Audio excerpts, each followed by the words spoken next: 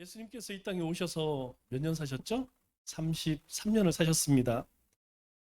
우리가 예수님의 일생을 볼 때에 예수님께서 공생애를 사신 3년을 중요하게 그렇게 생각을 하죠. 그런데 사실은 우리가 똑같이 사람으로 사신 30년이 훨씬 더 중요할 수 있어요. 왜냐하면 예수님의 공생애보다 10배가 더 많은 시간을 우리와 똑같은 인성을 가지고 이 땅 가운데 사셨기 때문입니다. 사실 요단강에서 예수님께서 세례를 받으시고 이제 3년은 메시아로 사셨죠. 그런데 이 메시아로 그렇게 공생애를 사신 그 3년의 기간은 우리로서는 도저히 흉내를 낼 수도 없고, 그리고 예수님처럼 살 수도 없습니다. 그리고 그렇게 사라지지도 않아요. 여러분, 우리가 그렇게 하나님의 성품을 가지고 유지하기가 쉽습니까? 그리고 병든 자를 고치고 귀신을 내어 쫓고, 그리고 수많은 사람들을 먹이고 품어줄 수 있는 그런 넓은 그런 아량이, 사랑이, 자비가 우리 안에는 사실 없어요. 한두 번을 합니다. 한두 번은 내가 은혜가 있어서 막 하지만, 그렇게 흉내를 내고 싶어도 사실 우리는 되지가 않습니다.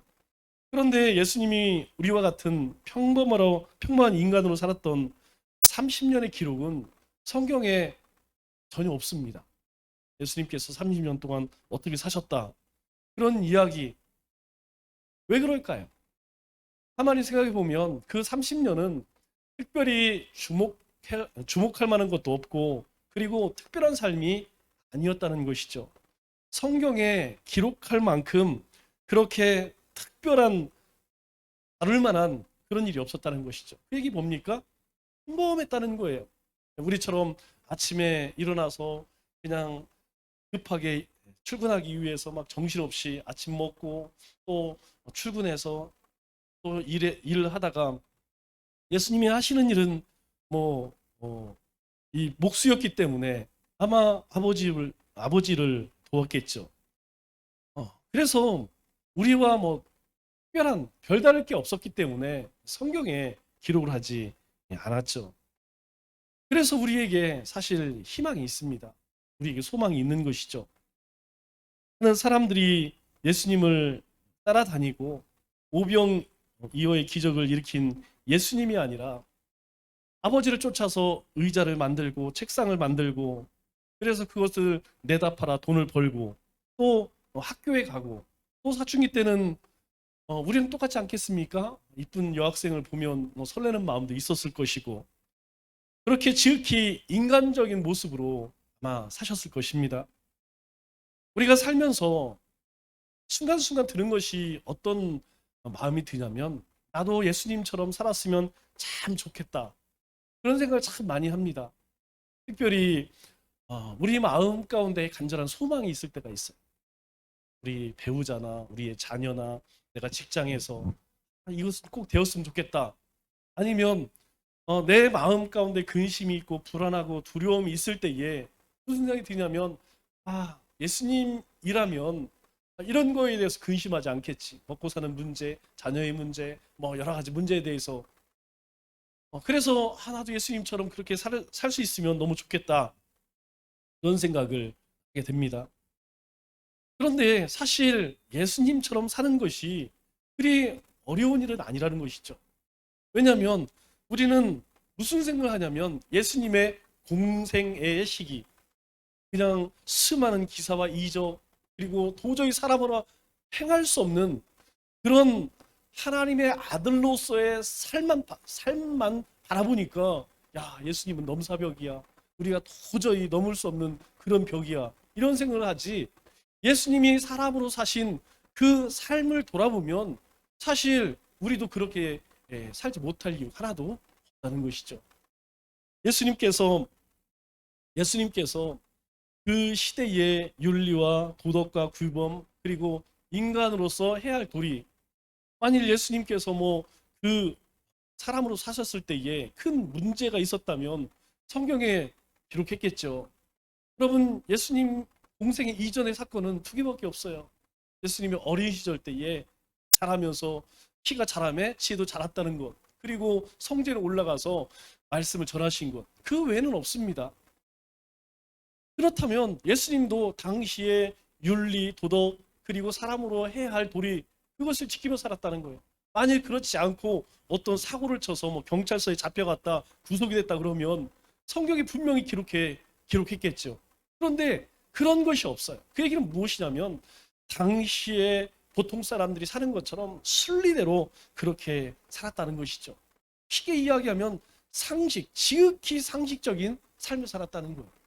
여러분, 그리스도인의 삶은 어떻습니까? 우리가 세상에 나가서 나는 예수님이니까 더 많이 헌신해야 되고 더 많이 봉사를 하고 더 많이 일을 하고, 여러분 세상이 우리에게 그거 요구하나요? 요구하지 않아요. 세상이 우리에게 요구하는 것은 무엇이냐면 그냥 세상 사람들, 모든 사람들이 살아가는 것처럼 우리가 지극히 상식적으로 지극히 평범하게 사는 것, 그것이 하나님께서 우리에게 원하시는 삶이죠. 사실 우리 십계명을 보면 어떻게 십계명을 지키겠느냐라고 하지만 사실 십계명 내용을 가만히 들여다보면 이 십계명이 그렇게 지키지 못할 계명이 아니라는 것이죠. 여러분, 첫 번째 계명이 뭐예요? 나 외에 다른 신을 두지 말라. 하나님만 섬기라 이거예요. 여러분이 한번 생각해 보세요. 내가 남편, 아내 한 명을 데리고 사는 것이 더 편합니까? 두 명을 데리고 세 명을 데리고 사는 게 더 쉽습니까? 얘기할 필요도 없죠. 한 명 건사하기도 힘든데 둘, 셋?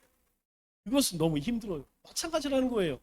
우리가 하나님 한 분만 섬기는 것이 쉽습니까? 아니면 다른 신도 섬기는 게 힘듭니까? 사실은 다른 신 만들어 놓고 하나님도 섬기고 다른 것도 섬기고 이게 훨씬 힘든 거예요. 두 번째 계명도 마찬가지라는 겁니다. 야, 우상 만들지 마. 그 우상에 대해서 하늘에 있는 것이나 땅에 있는 것이나 땅 아래에 있는 것이나 어떤 것을 형상 만들고 그것을 절하거나 섬기지 마라. 여러분, 우리는 하나님만 섬겨요. 그런데 하나님 말고 뭐 돌덩이를 만들어 놓고 거기에 가서 매일 절하고 경배하고 섬기는 것, 여러분 그것이 훨씬 어렵다는 것이죠. 그럼에도 불구하고 그렇게 합니다. 다른 신을 섬기고 우상을 만들어 놓고 절을 하고 살인, 가른, 도둑질 하지 마라 이렇게 이야기해요. 여러분, 살인하는 게 쉬워요? 살인 안 하는 게 어렵습니까?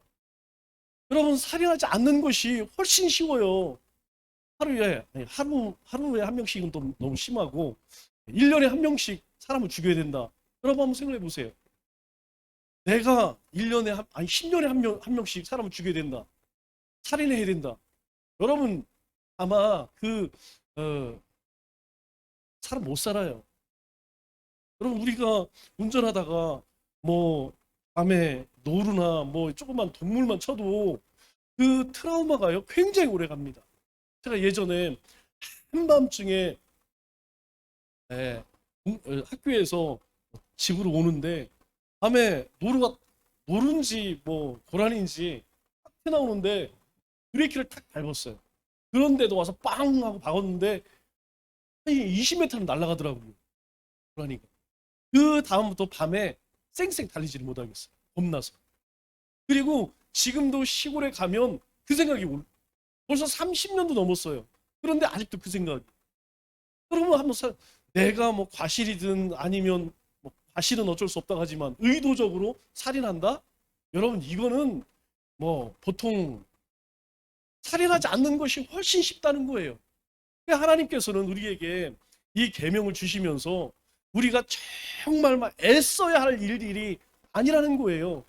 십계명을 우리가 계명을 가만히 뜯어보면 지극히 그냥 일상적인 것, 지극히 우리가 행할 수 있는 것, 그것을 우리에게 주셨다는 것이죠. 그럼에도 불구하고 왜 그것을 지키지 못하느냐? 여기는 아주 중요한 이유가 있다는 거예요. 왜 그러냐면 우리가 하나님의 형상, 하나님의 성품을 가지고 있을 때는 가능합니다. 그런데 하나님이 주시는 은혜와 하나님의 성품이, 하나님의 형상이 우리 안에 없으면 이것이 지극히 어렵다는 거예요. 그렇게 하지 말라고 하는데 한다니까요? 살인하지 말라고 하는데 살인한다니까요? 다른 신을 섬기지 말라고 하는데 만들어 놓고 절을 하고 섬긴다니까요? 왜 그렇습니까?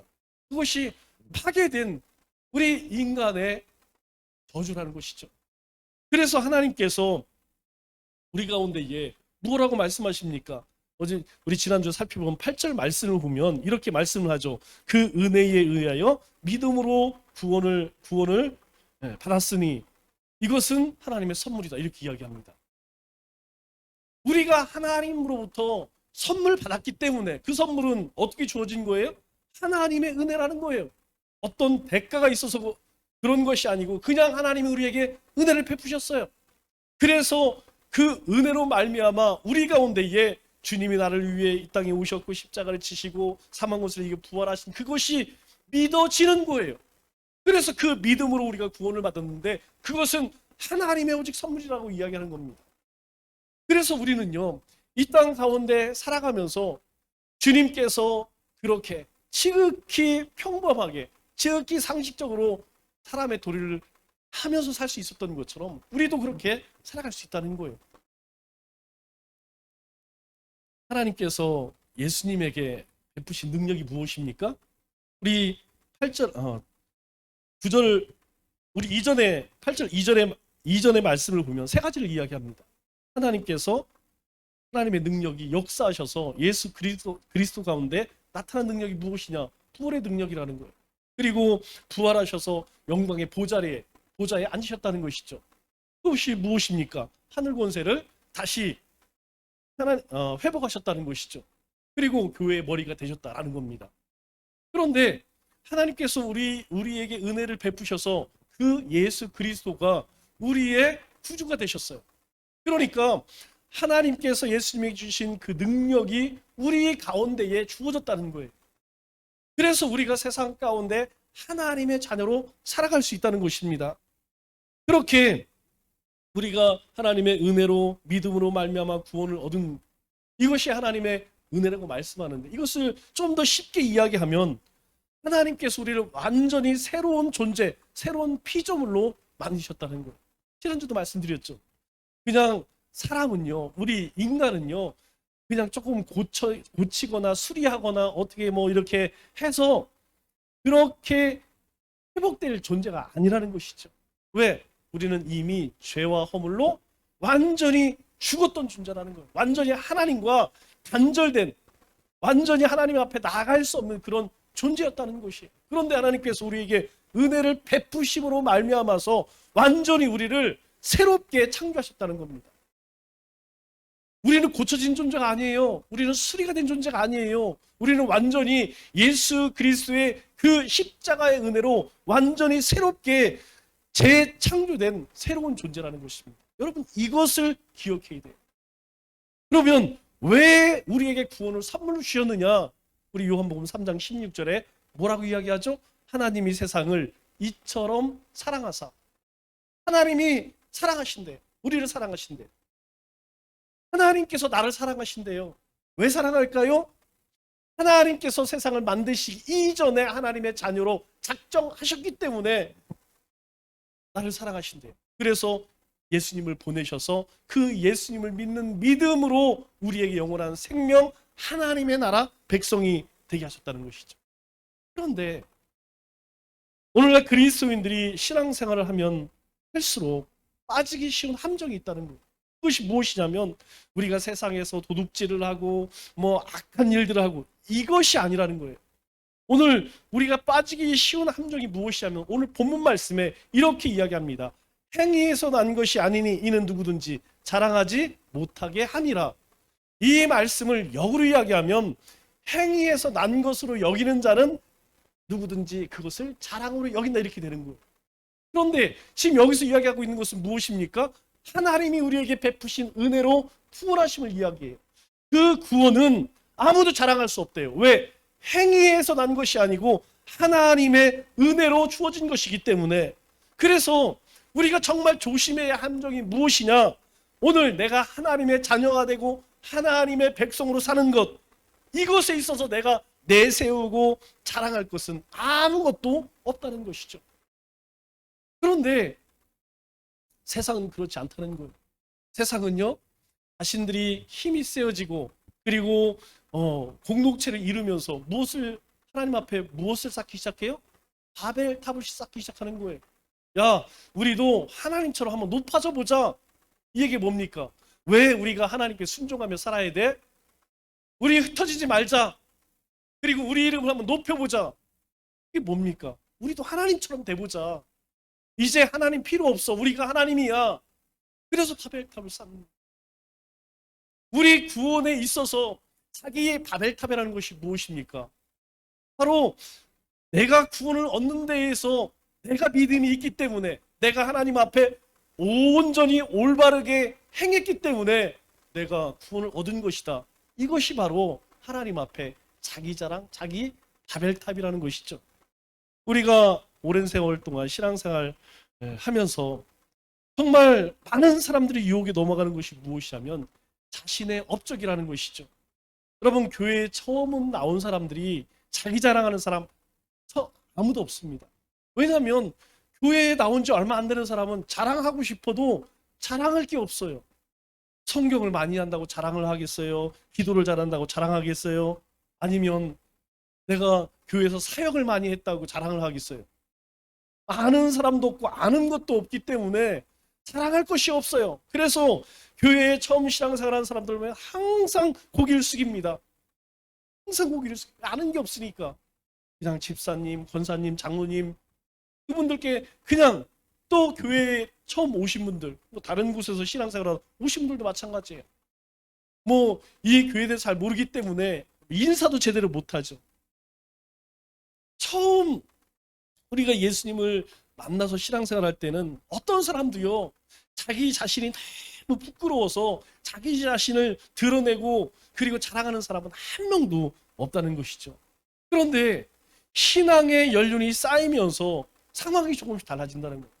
신앙의 연륜이 쌓이면서 조금씩 늘어나는 것이 무엇이냐? 자기 자랑이라는 것이죠. 자기 업적을 내세우고, 그리고 그것으로 말미암아서 조금씩 교만해지기 시작합니다. 이전에는 그렇게 겸손했던 사람이, 이전에는 그렇게 순종 잘했던 사람이 어느 순간부터 이게 좀 이상해요. 옛날하고 달라. 뭔가 달라. 왜 그럴까요? 조금씩 자기를 드러내기 시작하기 때문이죠. 처음에는 하나님의 은혜로만 신앙생활을 합니다. 그래서 구원해 주신 은혜가 너무 감사해서 모든 것을 다 드린다고 해도 그저 감사해. 뭐 직장에서, 가정에서 뭐 힘들고 어려운 일이 있어도 이야기를 나눠보면 항상 기쁘고 항상 감사하다고 이야기합니다. 할 수 있는, 내가 할 수만 있다고 하면 늘 주님 앞에 나와서 충성하고 봉사해. 예물도 마찬가지입니다. 여러분, 처음 신앙할 때 예물을 드리는 것, 또 하나님 앞에 뭐 교회 청소를 하고 헌신하는 것, 이것이요 너무너무 기뻐요. 그래서 예배 끝나고 집에 돌아가며 찬송하면서 다음 예배는 언제인가? 주일 예배를 드리면 수요 예배가 기다려지고, 수요 예배를 드리고 나면 주일 예배가 기다려집니다. 교회에 가서 사람 만나고 찬양 부르고 예배 드리는 것이 너무너무 행복한 거예요. 모임에 빠지지 않습니다. 안 불러주면 너무 서운해요. 뭐 구역 모임을 시작해가 뭐 무슨 기관의 모임, 어떤 모임 오라고 하면, 모이자고 하면 제일 먼저 와요. 그렇게 우리가 처음에는 하나님이 주시는 그 은혜로 충만하게 신앙생활을 했다는 것이죠. 그러나 세월을 지나면서 어느 순간부터 내가 한 일들이 조금씩 보이기 시작해. 내가 애써 했던 봉사, 내가 인도한 영혼, 내가 드린 예물, 그리고 내가 힘써 행한 사역들, 내가 이루어 놓은 것들이 보이면서 어떤 마음이 듭니까? 이 사람들이 알아주질 않네. 그때 들은 마음이 뭐예요? 섭섭함이. 옛날 부흥 강사 목사님들이 섭섭막이라고 하더라고요. 섭섭막. 왜 나를 알아주지 않을까? 목사님 왜 내 알아주지 않을까? 우리 성도들이, 우리 장로님들이 왜 알아주지 않을까? 내가 그렇게 뒤에서 일을 많이 하는데. 여러분, 왜 서운한 마음이 들까요? 뭐 잘못해서 그런 걸까요? 아니에요. 내가 무엇인가 좀 이렇게 드러내고 싶은데, 내가 행한 거 조금 자랑하고 싶은데 그것 알아주지 않으니까 우리 마음 가운데에 시험이 찾아오고 서운한 마음이 드는 것이죠. 하나님 앞에서 마땅히 해야 할 일을 했을 때 예수님께서는 뭐라고 말씀하세요? 우리 생각에는 야, 참 잘했다, 수고 많이 했다, 그럴 것 같죠? 그런데 예수님은 그렇게 말씀하지 않으시더라고요. 우리 누가복음 17장 7절로 10절 말씀을 여러분 천천히 한번 볼까요? 너희 중 누구에게 밭을 갈거나 양을 치거나 하는 종이 있어 밭에서 돌아오면 그대로 곧 와 앉아서 먹으라 말할 자가 있느냐? 이게 주님이 하시는 말씀이에요. 아니, 종이 나가서 뭐 일하고 와서 주인을 섬기는 것, 그런데 주인과 같이 겸상하면서 야 우리 밥 먹고 쉬자, 그렇게 할 자가 누가 있냐는 거예요. 8절에 뭐라고 이야기해요? 도리어 그대로 내 먹을 것을 준비하고 띠를 띠고 내가 먹고 마시는 동안 수종 들고 너는 그 후에 먹고 마시라 하지 않겠느냐. 여러분, 종의 삶이 그렇다는 거예요. 아무리 수고했다 할지라도 먼저 주인을 위해서 발을 씻기고 그리고 먹을 것을 차려준 다음에 그 다음 종으로서 해야 할 일을 다 하고 나서 그 다음에 먹고 실하지 않겠느냐. 그리고 뭐라고 이야기하죠? 명한 대로 하겠다고 종에게 감사하겠느냐. 아니, 종이 할 일을 했다고 해서 주인이 아유 종님 참 고맙습니다, 하루 종일 그렇게 힘들게 일하고 와서 밥도 차려주고 그럴 주인은 아무도 없다는 것이죠.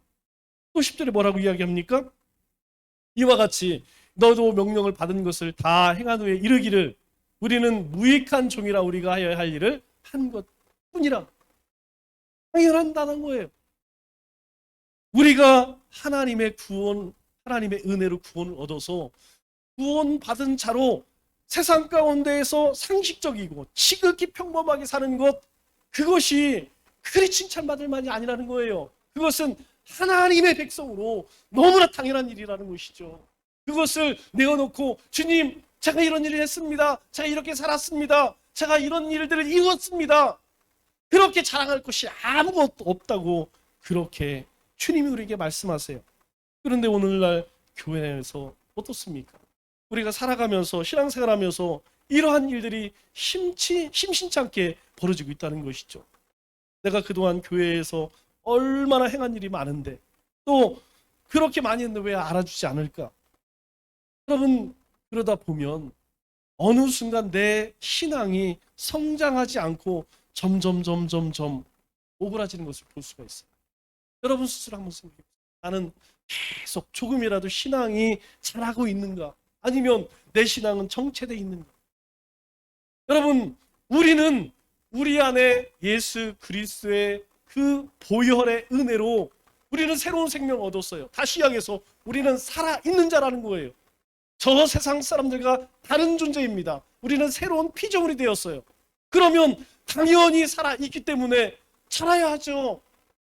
살아있는 자가 꿈틀거리지 움직이지 않는다면 그게 살아있는 것이겠습니까? 매일 그 자리에 있다면 그게 살아있는 거겠어요?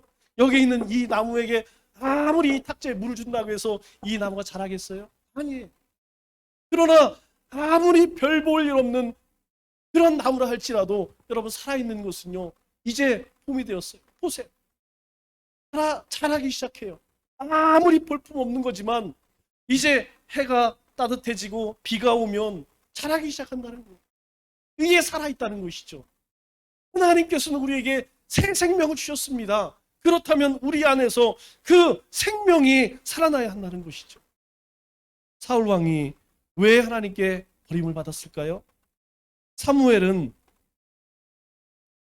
사울이 잘못을 했을 때 이런 이야기를 해요. 사무엘상 15장 17절 말씀을 보니까 사무엘이 이르되 왕이 스스로 작게 여길 때에 이스라엘 지파의 머리가 되게 하셨, 그리고 이스라엘을 왕으로 삼으셨습니다. 하나님께서 왜 당신을 왕으로 세운지 아세요? 당신이 스스로 작게 여길 때에, 이 얘기가 뭡니까? 겸손했다는 것이죠. 그가 얼마나 겸손했습니까? 우리 사무엘상 10장 22절 말씀을 보면 사람들이 묻습니다. 아니 벌써 우리에게 왕을 주셨다고요? 우리에게 왕을 주신 그 사람은 누구예요? 사람들이 묻습니다. 그러므로 그들이 이스라엘 백성들이 하나님께 묻되 그 사람이 여기 있나이까? 아니 하나님께서 우리에게 왕을 세우셨다 하는데 그 왕은 도대체 어디 있습니까? 사람들이 하나님께 막 물어요. 그러니까 하나님께서 대답하시되 그가 짐 보따리들 사이에 숨었느니라. 사울 왕이요 너무 자신이 부끄러운 거예요. 여러분 베냐민 지파가 내세울 지파입니까? 가장 작은 지파예요. 한 다음으로 약한 지파예요. 별볼 노름 지파입니다. 인원수도 얼마 되지 않아요. 땅도 얼마 되지 않습니다. 자신 집안 별거 없어요. 그런데 자신에게 하나님께 이 이스라엘의 초대 왕으로 삼는다고 하니까 너무너무 그게 부끄러운 거예요. 나는 도대체 왕이 될 상인가? 아니라는 것이죠. 그래서요 그가 짐 보따리들 짐 싸놓은 그 뒤에 숨어서 못 나가는 거예요. 그렇게 부끄러움이 많은 것이죠. 그렇게 겸손했다는 것입니다. 그런데 이후에 그가 왕이 되고 나서 어떤 책망을 받습니까? 우리 사무엘상 15장 19절 말씀을 보면 사무엘이 이렇게 책망을 해요. 어찌하여 왕이 여호와의 목소리를 청종하지 아니하고 탈취하기에만 급하여 여호와께서 악하게 여기시는 일들을 하였나이까? 여러분 그전에는 뭐라고 이야기했습니까? 스스로 나는 정말 작은 자입니다. 사람들 앞에 나서는 것이 부끄러워서 짐보따리들 사이에 숨었던 그 겸손한 이 사울 왕이 되어서 어느 순간부터 자신이 행한 일들이 있어요. 여러분 하나님께 버림받기 전까지 사울 왕은 한 번도 전쟁에서 지지 않습니다. 백성들이요 너무너무 사랑하는 왕이었어요. 그들을 괴롭혔던 모압, 암몬 그리고 저 블레셋 그들이 쳐들어올 때마다 가서 완전히 멸망시켜버려요. 아말렉. 그런데 문제가 생겨요. 어떤 문제가 생깁니까? 아말렉을 치고 나서 전리품을 하나님은 분명히 모든 것을 다 죽여라. 그런데 죽이기가 싫은 거예요. 왕을 잡아옵니다. 그리고 모든 짐승을 다 죽이라고 했는데 살찐 암소들을 끌고 오는 거예요. 사무엘이 책망합니다.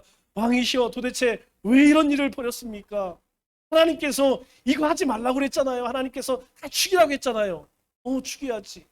그런데 그 전장에서 죽이는 것보다 백성들을 다 모아놓고 그 앞에서 죽이면 얼마나 멋있겠어. 여러분 그것도 이해가 돼요. 그런데 그것은 하나님의 뜻이 아니었다는 것이죠. 모든 짐승 다 죽이는 것 아깝잖아. 그거 잡아서 저 전쟁터에서 고생한 병사들에게 상을 주면 얼마나 좋아하겠어. 맞죠? 틀린 얘기 아닙니다. 그런데 그것이 하나님의 뜻이 아니었다는 것이죠. 왜 그랬을까요? 하나님을 드러내기를 원한 것입니까? 아니면 자기를 드러내기를 원했다. 자기가 드러나고 싶었어요. 하나님의 말씀에 순종하는 것이 하나님을 드러내는 것인데 하나님께 영광을 돌리는 것인데 그 하나님께 영광을 돌리고 나면 자신에게 돌아올 영광이 없는 거예요. 그래서 하나님의 영광은 잠깐 뒤에 그렇게 겸하게 백성들 앞에 휴황을 받기 시작. 그래서 결국 무엇으로 망합니까? 다윗이 하나님께서 보시죠. 골리앗을 넘어뜨립니다. 백성들이 어느 순간 다 함성이 달라져요. 사울 왕은 천천히요. 다윗은 만만이라 이게 말이 안 되죠. 내가 초대 왕으로서 행한 일이 얼마나 많은데, 내가 그동안 한 일이 얼마나 많은데, 그리고 왕이 누군데 내가 왕인데 사람들이 다윗은 만만? 왜 그럴까요? 내가 드러나야 되는데 다윗이 드러나는 거예요. 그러나 다윗이 잘해서 다윗이 드러난 것이냐? 드러난 것인가요? 아니죠. 하나님께서 그를 세우신 거예요. 사울 왕도 똑같아요. 그가 왕이 된 것, 왕이 되어서 수많은 싸움에서 승리할 수 있었던 것, 그것은 하나님께서 세워 주셨기 때문이죠. 그래서 우리의 삶에 자랑할 것이 없다는 것이에요. 우리 가운데에 행한 모든 일들은 누가 한 것이냐? 하나님이 하신 것이기 때문에 나는 드러낼 것이 아무것도 없다는 거예요. 여러분, 우리가 하나님의 은혜로 살아갑니다. 이 은혜는 우리를 하나님께서 구원하셨기 때문에 누리는 은혜예요. 오늘 우리가 숨을 쉬고 우리가 하루를 맞이하고 우리가 하나님을 예배하고 찬송할 수 있는 이 모든 것들은 하나님이 나에게 은혜를, 구원의 은혜를 베푸셔서 하나님의 자녀가 되셔서 오늘 우리의 삶은 하나님이 보존하시기 때문에 오늘 우리가 이 자리에 우리가 하나님을 예배하는 거 아니겠어요? 그래서 누구든지 하나님 앞, 누구든지 자기 자신을 사랑할 사람은 아무도 없다는 거예요. 제가 아이들 동화를 보니까 혹시 여러분 하늘을 날고 싶은 개구리 이야기 아세요? 여러분, 개구리 한 마리가 있었는데 이 개구리의 소원이 무엇이냐면 하늘을 나는 새들을 보면서 나도 저 새처럼 날았으면 좋겠다. 그래서 매일 뛰는 연습을 합니다.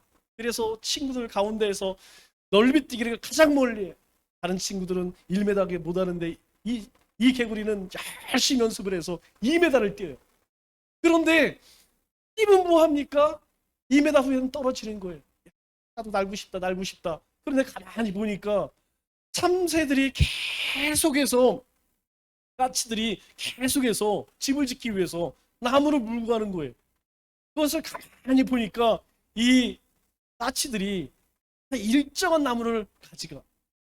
여러분, 지난주에 우리 장로님이 올라가셔서 여기 까치집 이만한 바구니로, 비닐 봉다리로 3봉다리 나왔어. 3봉다리. 우리가 밑에서 보면 뭐 조그만 까치집 같지만 그 까치집이 얼마나 단단하게 지었는지 거기에는 뭐 얇은 조그만 나뭇가지만 있는 게 아니야. 아래쪽에는 정말 두꺼운 그냥 몽둥이 같은, 정말 어떻게 이렇게 튼튼하게 지는지 모르겠어요. 그런데 오늘 보니까 또 졌어. 몇 주 후에 또 올라가야겠어요. 그렇게 이 개구리가 보니까 계속해서 까치가 나무를 물고 가는 거예요. 그래서 까치가 자주 가는 곳에 개구리가 잘 받았다가 까치가 물어갈 만한 나뭇가지를 꽉 붙들고 있었어요. 아니나 다를까 까치가 와서 그 나뭇가지를 탁 물어서 이제 하늘을 날게 된 것이죠. 속으로 너무너무 기뻤어요. 야, 드디어 나도 하늘을 날게 되었다. 뭐 신이 나는 것이죠. 그런데 좋아할 수가 없어요. 소리 지를 수가 없어요. 왜? 야, 신난다. 그리고 입을 벌리는 순간 큰일 나거든요. 속으로만 좋은 거지. 야, 드디어 내가 해냈다. I can do it 막. 그런데 그 모습을 친구들이 보는 거예요. 친구들이 보니까 아니, 제가 평상시에 그렇게 하늘을 날고 싶었는데 지금 막 하늘을 나는 거야. 야, 너 어떻게 해서 이렇게 하늘 나니?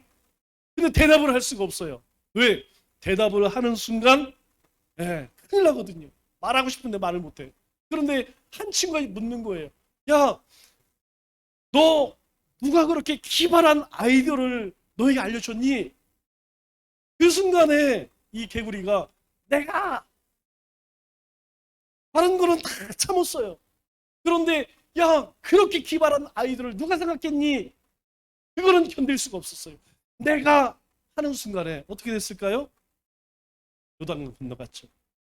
여러분, 이와 같이 우리도 하나님이 행하신 그 놀라운 구원의 은혜를 내가 행한 것처럼, 내 노력과 내 수고로 행한 것처럼 그렇게 드러내는 순간 우리가 하나님 앞에 행한 헌신, 충성, 이 모든 것이 다 물거품이 된다는 것이죠.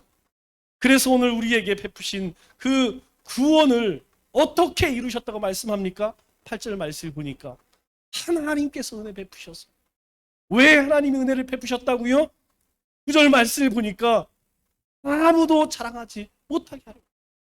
오직 구원은 하나님께서 우리 가운데 베푸신 은혜로, 오늘 우리의 삶은 하나님의 은혜 가운데에 오직 하나님이 부어주시는 그 은혜 가운데 살게 하시려고 바로 우리를 구원하셨다는 것이죠. 우리는 오직 하나님의 은혜로 구원함을, 그래서 우리의 삶에 자랑할 것이 아무것도 없다는 거예요. 왜 우리가 하나님으로 기뻐하고 하나님을 영어롭게 합니까? 그것이 우리의 본분이기 때문에. 왜 본분이라고 이야기합니까? 우리는 하나님의 은혜로 구원을 얻은 자들이기 때문에. 말씀을 뵙겠습니다. 하나님의 자녀가 된 우리 삶 속에 내가라고 하는 생각이 드는 순간 우리의 마음 가운데 고만이 찾아옵니다. 우리가 얻은 구원은 오직 하나님의 은혜입니다. 그러므로 우리는 늘 언제나 하나님을 노래하고 경비하고 예배하는 삶을 살아야 할 것입니다. 남은 3일도 우리 스스로를 지극히 낮추는 겸손함으로 주님의 성호를 높이고 자랑하고 증거하는 우리 믿음의 권속들 다 되시기를 주님의 이름으로 축원합니다.